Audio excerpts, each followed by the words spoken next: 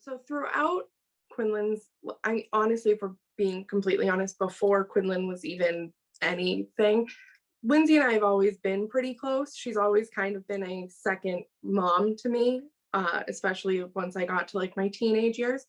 So we're always really close. And then Quinlan comes and I'm, never leave her side basically. And so when Quinlan passed, I think it was I can only speak for myself, but for me, it was this weird, I didn't know if I should leave right away. I'm living with her and I didn't know if I should move out that weekend, if I should come back. I didn't know, what she wanted or needed from me.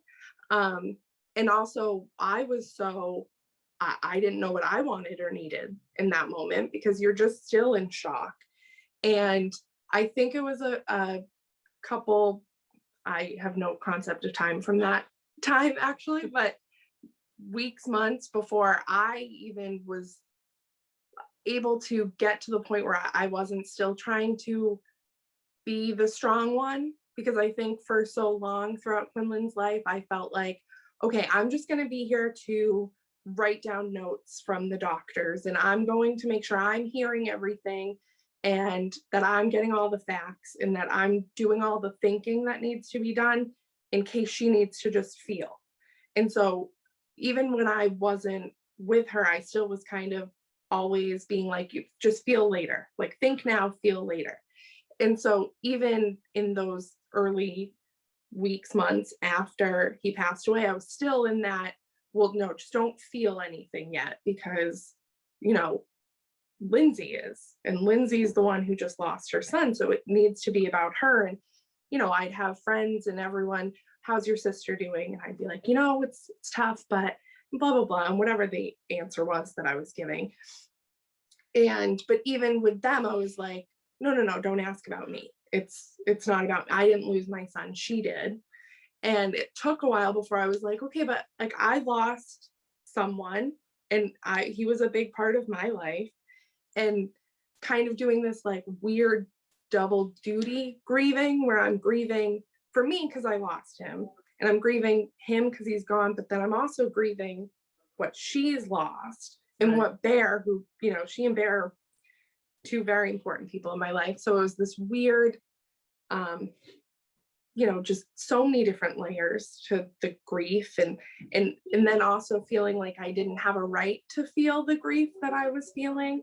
And I think it actually took, we went to a seminar for parents who had lost children. And I basically was sitting there like, I shouldn't be here. I'm not a parent. And I said that, and there were two other sets of parents who had also lost their children. And it took them being like, no, this is right. You should be here. And it took that for me to be like, okay, you know what? All of my feelings, all of my grief is legitimate, or it's warranted, or whatever the correct word is.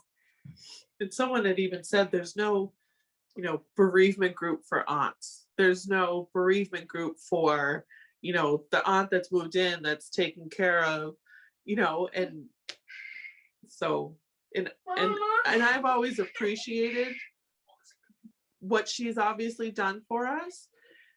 But it was also like in a selfish way, I had to be like, yeah, like I'm grieving. I don't even know how to deal with you. I don't know how to deal with Bear. I don't know how to deal with anything. And she knew that it wasn't a personal thing, and she knew what I needed to do.